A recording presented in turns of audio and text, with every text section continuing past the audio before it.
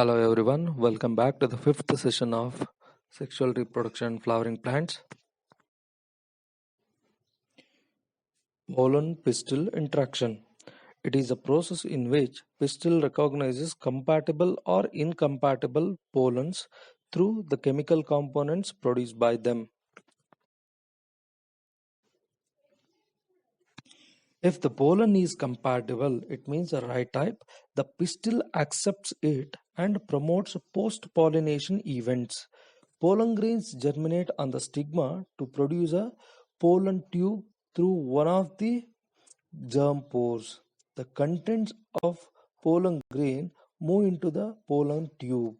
Pollen tube grows through the tissue of stigma and style and reaches the ovary. Look at here, in this picture, a bulb-like structure or oval-shaped structure, that pink color zone is called as a pollen grain. A tube is arises from that pink ball, so that is nothing but a pollen tube.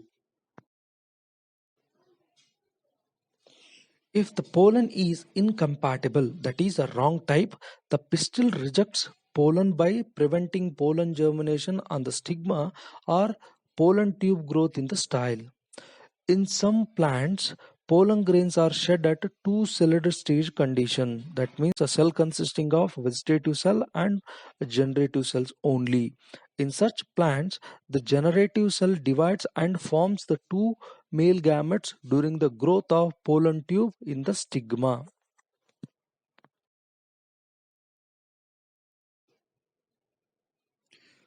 Pollen tube reaches the ovary, then enters the ovule through micropyle, and then enters one of the synergids through filiform apparatus. The filiform apparatus present at the micropylar end. So part of a synergid that will guide the entry of a pollen tube. So the pollen tube will enters into ovule in a different zone. If that pollen tube enters into ovule through micropylar end, that is called as progamy. If that same pollen tube enters into ovule through chalazal region, that is called chalazogamy. If that pollen tube enters into ovule through integument layers, that is called as a mesogamy condition. Here, just note down the point and make it as a star. It is a 1 mark, very important question.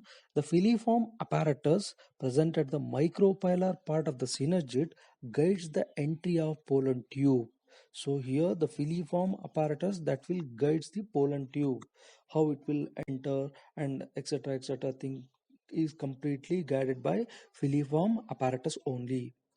A plant breeder can manipulate a pollen-pistil interaction even in incompatible pollination to get desired hybrids.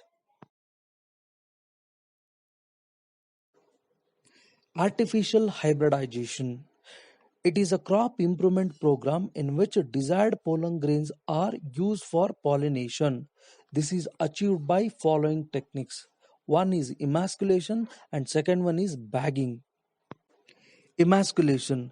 Removal of anthers from the bisexual flower bud of female parent before the anther discs are ruptured. Bagging. Here, emasculated flowers are covered with a suitable bag to prevent contamination of its stigma with unwanted pollen. When the stigma attains a receptivity, mature pollen grains collected from the anthers of a male parent are dusted on the stigma. Then the flowers are rebagged and allowed to develop the fruits. For unisexual flowers, there is no need for emasculation. Female flower bud are bagged before the flowers open. When the stigma become receptive, pollination is carried out using the desired pollen and the flowers rebagged. Finally, we came back to the final session of today's topic, that is summary. In today's topic, we discussed about two major concepts. One is pollen pistil interaction, another is artificial hybridization.